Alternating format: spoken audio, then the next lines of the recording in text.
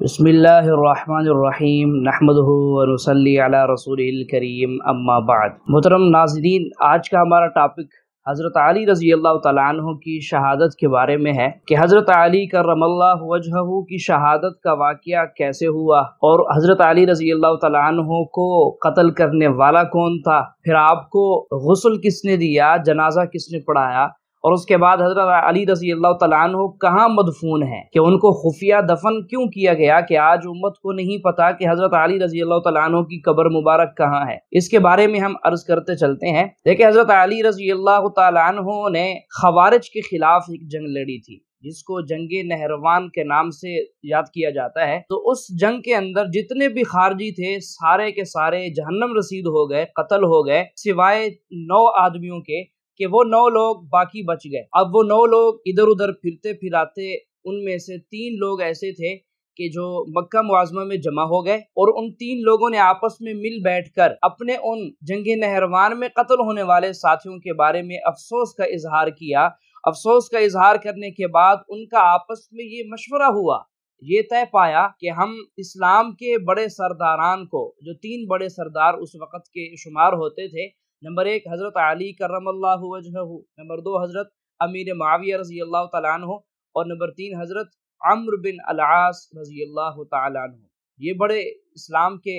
مشہور سردار بھی تھے، اور اس وقت ان کی حکومت بھی تھی، اور انہی کا سکہ چلتا تھا۔ تو خارجی لوگ چونکہ پہلے سے ہی ان کے خلاف تھے، اب انہوں نے آپس میں مشورہ کیا کہ ان 3 سرداران سے معاذ اللہ چھٹکارا حاصل کیا جائے، ان کو قتل کر دیا جائے۔ اب یہ جو 3 خارجی اکٹھے ہوئے، ان 3 خارجیوں کے جو تاریخ میں ہمیں نام ملتے ہیں، عبد الرحمن بن ملجم، اور برق بن عبداللہ تمیمی، اور عمرو بن بکر تمیمی، یہ 3 تھے۔ ان تینوں نے مل کر مشورہ کیا، اور ان تینوں نے ایک تاریخ طے کی کہ ایک ہی دن میں ان تینوں پر حملہ کر کے ان تینوں کو قتل کر دیا جائے۔ تو آپس میں ان کا مشورہ ہوا، ہاں بھائی کون کس کو قتل کرے گا۔ اس پر عبد الرحمن بن ملجم نے کہا کہ میں حضرت علی رضی اللہ تعالیٰ عنہ کو نعوذ باللہ شہید کروں گا، اور اسی طرح برق بن عبداللہ تمیمی نے وعدہ کیا کہ میں سیدنا امیر معاویہ رضی اللہ تعالیٰ عنہ کو شہید کروں گا، اور عمرو بن بکر تمیمی نے یہ وعدہ کیا کہ میں عمرو بن العاص رضی اللہ تعالیٰ عنہ کو نعوذ باللہ شہید کروں گا۔ ان تینوں نے بیٹھ کر قسمیں کھائیں، آپس میں وعدے ہوئے، عہد و پیمان کے بعد یہ تینوں اپنے اپنے راستے پر نکلے۔ ایک کوفہ کی طرف حضرت علی رضی اللہ تعالیٰ عنہ کے خلاف نکلا، ایک دمشق کی طرف حضرت امیر معاویہ رضی اللہ تعالیٰ عنہ کے خلاف نکلا، اور تیسرا مصر کی طرف حضرت عمرو بن العاص رضی اللہ تعالیٰ عنہ کے خلاف یہ پروپیگنڈا لے کر یہ تینوں کی تینوں نکل پڑے۔ اب ان کی آپس میں وہ دن کیا طے ہوا تھا کہ 16 رمضان المبارک کو انہوں نے یہ طے کیا کہ سب نے مل کر، ہر ایک نے اپنا اپنا ہدف یعنی حملہ کرنا ہے۔ 16 رمضان المبارک تاریخ طے ہوئی۔ اب ہوا کیا کہ جب رمضان المبارک کی 16 تاریخ وہ مقررہ وقت آیا جو انہوں نے طے کیا تھا، تو اس میں دمشق میں حضرت امیر معاویہ رضی اللہ تعالیٰ عنہ کے خلاف جو نکلا تھا بکر بن عبداللہ، تو وہ دمشق پہنچا، اور حضرت امیر معاویہ رضی اللہ تعالیٰ عنہ معمول کے مطابق امامت کرا رہے تھے، فجر کی نماز پڑھا رہے تھے۔ تو اس برق بن عبداللہ نے حضرت امیر معاویہ رضی اللہ تعالیٰ عنہ پر تلوار سے حملہ کیا۔ اس کی تلوار زہر آلود تھی، تو اس کی تلوار کے حملے سے حضرت امیر معاویہ رضی اللہ تعالیٰ عنہ زخمی ہوئے۔ برق نے سمجھا کہ حضرت امیر معاویہ رضی اللہ تعالیٰ عنہ شہید ہو گئے، اور اس نے یہ سمجھ کر وہاں سے بھاگنے کی کوشش کی، اور اس کو پکڑ لیا گیا، گرفتار کر لیا گیا، اور اس کے بعد روایت کے اندر آتا ہے کہ حضرت امیر معاویہ رضی اللہ تعالیٰ عنہ نے اس کو ایک عرصہ دراز تک قید رکھا، اور اس کے بعد اس کو قتل کر دیا گیا۔ تو یہ ملعون اپنے اس ہدف میں کامیاب نہ ہو سکا۔ اور ادھر مصر کے اندر مقررہ وقت جب آیا 16 رمضان المبارک، تو اس میں عمرو بن بکر نے جو وعدہ کیا تھا کہ میں عمرو بن العاص رضی اللہ تعالیٰ عنہ پر حملہ کروں گا، تو اس نے وہاں فجر کی نماز پر حملہ کرنے کی کوشش کی۔ تو اللہ کی شان، حضرت عمرو بن العاص رضی اللہ تعالیٰ عنہ اتفاقاً بیمار تھے، آپ نماز فجر پڑھانے کے لیے تشریف نہیں لائے، اور آپ نے ایک فوجی افسر حضرت خارجہ بن ابی حبیبہ رضی اللہ تعالیٰ عنہ ان کے ذمہ لگایا کہ آپ فجر کی نماز پڑھا دیں۔ حضرت خود تشریف نہیں لائے، تو اس نے یہ سمجھا، اس ملعون عمرو بن بکر نے، کہ آج حضرت عمرو بن العاص رضی اللہ تعالیٰ عنہ معمول کے مطابق نماز پڑھا رہے ہوں گے، تو اس نے حملہ کیا، اور اس کے حملے سے حضرت خارجہ بن ابی حبیبہ رضی اللہ تعالیٰ عنہ شہید ہو گئے، اور اس کو پکڑ لیا گیا اور اس کو بھی وہیں قتل کر دیا گیا، قصاص ہو گیا اور یہ جہنم رسید ہو گیا۔ اب اسی روز کوفہ میں بھی حملہ ہونا تھا انہی کے مشورے کے مطابق، تو کوفہ میں حضرت علی کرم اللہ وجہہ فجر کی نماز کے لیے گھر سے نکلے اور مسجد میں تشریف لائے۔ تو عبد الرحمن ابن ملجم جس نے یہ وعدہ کیا تھا کہ میں حضرت علی رضی اللہ تعالیٰ عنہ پر حملہ کروں گا، اس کے ساتھ دو ساتھی اور بھی تھے، اس کے دو دوست تھے، شبیب بن وجرہ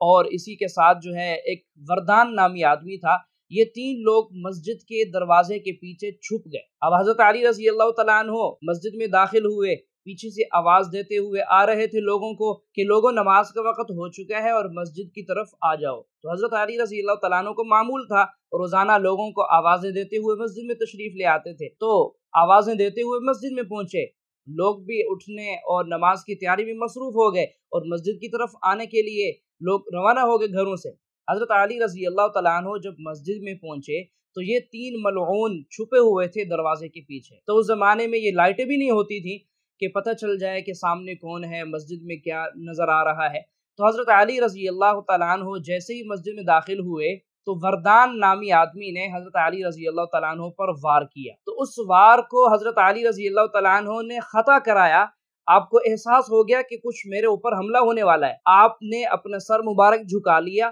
آپ کے سر جھکانے سے یہ ہوا، سر نیچا کرنے سے یہ ہوا کہ اس کا وار خطا ہو گیا اور سر کے اوپر سے وار گزرا اور دروازے کی چوکٹ پر وار ہوا اور حضرت علی رضی اللہ تعالیٰ عنہ وردان کے وار سے بچ گئے۔ اور ابن ملجم نے حضرت علی رضی اللہ تعالیٰ عنہ پر حملہ کیا، آپ کی پیشانی پر اس نے ایک تلوار لگائی، وہ تلوار کا حملہ بہت گہرا تھا اور حضرت علی رضی اللہ تعالیٰ عنہ کی پیشانی سے تلوار نے کاٹا اور آپ کی کن پٹی تک جو ہے یہ سارا حصہ حضرت علی رضی اللہ عنہ کے سر مبارک کے اس نے تلوار نے کاٹ دیا۔ اب یہ ہوا کہ تلوار کا گہرا زخم آپ کے سر مبارک میں بھی اثر کر گیا، تو حضرت علی رضی اللہ تعالیٰ عنہ نے آواز دی، لوگوں نے ابن ملجم کو پکڑ لیا، باقی دو بھاگ نکلے، بھاگنے کے بعد ان دو میں سے ایک پکڑا گیا اور اس کو وہیں قتل کر دیا گیا، دوسرا بھاگ نکلا، بعد میں وہ بھی پکڑا گیا تھا اور اس کو بھی قتل کر دیا گیا تھا۔ اب رہی بات ابن ملجم کی کہ اس کے ساتھ کیا کیا جائے، تو حضرت علی رضی اللہ تعالیٰ عنہ نے اپنے بیٹے حضرت حسن ابن علی رضی اللہ تعالیٰ عنہ بڑے بیٹے کو بلایا اور پوچھا کہ میرا قاتل کون ہے۔ تو حضرت حسن رضی اللہ تعالیٰ عنہ نے بتلایا کہ آپ کے اوپر حملہ کرنے والا ابن ملجم ہے۔ تو حضرت علی رضی اللہ تعالیٰ عنہ نے اللہ کی تعریف کی، اللہ کا شکر ادا کیا کہ مجھے قتل کرنے والا شکر ہے کہ مسلمان نہیں ہے۔ اس کے بعد حضرت علی رضی اللہ تعالیٰ عنہ نے فرمایا کہ حسن اس کو قید کر دو، اگر میں ٹھیک ہو جاؤں، صحت یاب ہو جاؤں گا تو میں خود اس کے ساتھ نمٹوں گا، اس کے ساتھ کیا کرنا ہے وہ میں خود کروں گا، اور اگر میں اسی زخم میں شہید ہو جاؤں، اللہ کے پاس چلا جاؤں، تو اے حسن تم بھی اس کے اوپر ایک زوردار حملہ کر کے اس کو قتل کر دینا۔ اور حضرت علی رضی اللہ تعالیٰ عنہ نے اپنے عزیز و اقربا بنو عبد المطلب کو بلایا اور ان سے کہا کہ دیکھو میرے بعد ایسا نہ ہو کہ تم لوگ میرے خون کی وجہ سے مسلمانوں کے خون ریزی کو حلال سمجھنے لگو، کہ میرے قاتل کو ہی صرف قتل کرنا، کہ میرے قصاص میں صرف اسی کو ہی قتل کرنا کہ جس نے میرے اوپر حملہ کیا، جس نے مجھے قتل کیا، کہیں ایسا نہ ہو کہ اس کی وجہ سے اوروں کو بھی قتل کر دو۔ تو آپ نے کچھ اور بھی وصیتیں اور کچھ نصائح اپنے بچوں کو ارشاد فرمائی، اور اس کے بعد روایات میں آتا ہے آپ 3 دن بیمار رہے۔ ایک روایت کے مطابق 21 رمضان المبارک کو حضرت علی رضی اللہ تعالیٰ عنہ کی شہادت ہوئی، آپ دنیا سے رخصت ہو گئے، اور ایک روایت کے مطابق چونکہ 16 کو فجر کی نماز میں آپ پر حملہ ہوا تھا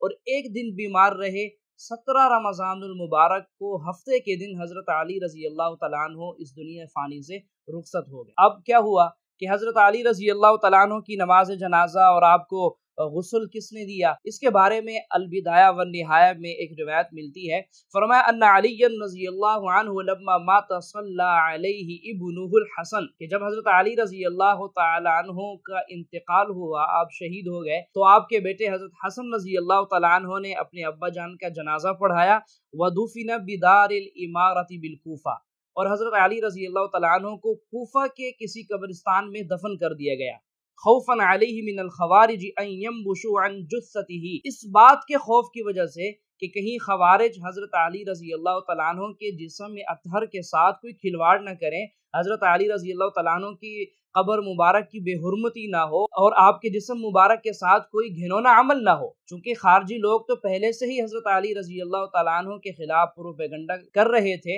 اور آخر یہ موقع تھا تو حضرت حسن رضی اللہ تعالیٰ عنہ نے جنازہ پڑھایا، 3 آدمیوں نے غسل دیا، غسل دینے والے حضرت حسن، حضرت حسین اور حضرت عبداللہ ابن جعفر رضی اللہ عنہم اجمعین، ان 3 اصحاب نے غسل دیا، حضرت حسن رضی اللہ تعالیٰ عنہ نے جنازہ پڑھایا، اور جنازے میں بھی کم لوگ تھے، خفیہ جنازہ ہوا اور خفیہ حضرت علی رضی اللہ تعالیٰ عنہ کو دفن کیا گیا۔ آپ کی قبر مبارک کا بھی نہیں معلوم کہ کہاں دفن ہوئے، تو آپ کے جنازے کا خفیہ ہونے کی کیا وجہ ہے اور آپ کے دفن ہونے کی خفیہ ہونے کی کیا وجہ ہے، کہ خفیہ کیوں کیا گیا، پوشیدہ کیوں رکھا گیا، سب کے سامنے یہ ظاہر کیوں نہیں کیا گیا کہ آپ کی قبر مبارک یہ ہے، اور آپ کے جنازے کو اعلانیہ کیوں نہیں پڑھا گیا؟ خوفاً علیہ من الخوارج، خارجیوں کے خوف کی وجہ سے، خارجیوں کے فتنہ کی وجہ سے، کہ کہیں یہ فتنہ پرور لوگ حضرت علی رضی اللہ تعالیٰ عنہ کی قبر مبارک آپ کے جسم اطہر کے ساتھ کوئی گھنونا عمل نہ کریں، تو اس وجہ سے۔ اور فرمایا کہ ایک روایت میں ملتا ہے وَمَنْ قَالَ إِنَّهُ حُمِلَ عَلَى رَاحِلَتِهِ فَذَهَبَتْ بِهِ فَلَا يُدْرَى أَيْنَ ذَهَبَ فَقَدْ أَخْطَأَ، کہ کچھ روایات میں ملتا ہے کہ حضرت علی رضی اللہ تعالیٰ عنہ کے جسم مبارک کو اونٹنی پر رکھ کر حضرت حسن حسین رضی اللہ تعالیٰ عنہما مدینہ لے جانے لگے کہ آپ کو آقا کریم صلی اللہ علیہ وسلم کے ساتھ مدینہ میں دفن کیا جائے، تو راستے میں اونٹنی گم ہو گئی اور حضرت علی رضی اللہ تعالیٰ عنہ کے جسم اطہر کو لے کر بھاگ گئی اور اس اونٹنی کا پھر وجود نہ مل سکا۔ تو یہ واقعہ روایت میں آتا ہے البدایہ والنہایہ میں، فرمایا لا اصل لہ، اس روایت کی کوئی حقیقت نہیں ہے، یہ ایک بات ایسے گھڑی ہوئی ہے، حقیقت یہ ہے کہ حضرت علی رضی اللہ تعالیٰ عنہ کو قریب کسی جگہ پر ادھر کوفہ میں ہی دفن کر دیا گیا۔ تو آج کل کے کچھ روافظ وما یعتقد کثیر من جہلۃ الروافظ من ان قبرہ بمشہد النجف، کہ کچھ روافظ لوگوں کا یہ عقیدہ ہے کہ حضرت علی رضی اللہ تعالیٰ عنہ کی قبر، آپ کا مزار مبارک جو ہے وہ نجف، مشہد عراق کے اندر، تو یہ والی بات اس کے بارے میں فرمایا فلا دلیل علی ذلک ولا اصل لہ، نہ اس کی کوئی حقیقت ہے اور نہ ہی اس کی ان لوگوں کے پاس کوئی دلیل ہے، نہ ہی کوئی ثبوت ہے کہ واقعی یہ حضرت علی رضی اللہ تعالیٰ عنہ کی مزار مبارک ہے۔ اور فرمایا وَيُقَالُ إِنَّمَا ذَاكَ قَبْرُ الْمُغِیرَةِ بْنِ شُعْبَةَ، یہ قبر جو نجف کے اندر انہوں نے بنائی ہوئی ہے کہ یہ حضرت علی رضی اللہ تعالیٰ عنہ کی قبر ہے، حقیقت میں یہ حضرت مغیرہ ابن شعبہ رضی اللہ تعالیٰ عنہ کی، یہ بھی ایک بہت بڑے صحابی ہیں، یہ ان کی قبر ہے، حضرت علی رضی اللہ تعالیٰ عنہ کی قبر نہیں ہے۔ آپ رضی اللہ تعالیٰ عنہ کی قبر مبارک کو خفیہ رکھا گیا خوارج کے خوف اور فتنہ کی وجہ سے۔ اور کچھ روایت میں یہ بھی آتا ہے کہ بعد میں حضرت حسن رضی اللہ تعالیٰ عنہ نے اپنے ابا جان کی جسم مبارک کو قبر سے نکالا اور اپنی اماں جان حضرت فاطمہ الزہرا رضی اللہ تعالیٰ عنہ کے قریب میں دفن کیا۔ تو یہ مختلف روایات، تاریخی روایات ہیں۔ بہرحال حضرت علی رضی اللہ تعالیٰ عنہ کی خفیہ جنازے کی وجہ اور آپ کی قبر کو خفیہ رکھنے کی وجہ خوارج کا فتنہ اور ان کا خوف تھا۔ اور اسی کے ساتھ ساتھ ابن ملجم، کہ جس نے حضرت علی رضی اللہ تعالیٰ عنہ پر حملہ کیا، آپ کو شہید کیا، اس کی حضرت علی رضی اللہ تعالیٰ عنہ کے ساتھ کیا دشمنی تھی، کیوں اس نے ایسا کیا؟ تو اس کی وجہ پہلے بھی شروع میں واقعے میں بتائی کہ جنگ نہروان کے اندر، کہ جب سارے کے سارے خوارج قتل ہو گئے، جہنم رسید ہو گئے، تو ان تینوں نے ان کا بدلہ لینے کی خاطر کہ انہی کا بدلہ لیا جائے، ہمارے ساتھیوں کو حضرت علی رضی اللہ تعالیٰ عنہ نے قتل کر دیا، تو ان کے بدلے میں انہوں نے آ کر قسمیں کھائیں، عہد و پیمان لیے کہ حضرت علی رضی اللہ تعالیٰ عنہ کو نعوذ باللہ قتل کر دیا جائے۔ تو اس دشمنی کی بنا پر حضرت علی رضی اللہ تعالیٰ عنہ کو اس نے شہید کیا۔ تو حضرت علی رضی اللہ تعالیٰ عنہ ایک روایت کے مطابق 17 رمضان المبارک کو شہید ہوئے، اور مشہور روایت کے مطابق حضرت علی رضی اللہ تعالیٰ عنہ 21 رمضان المبارک کو اللہ کو پیارے ہو گئے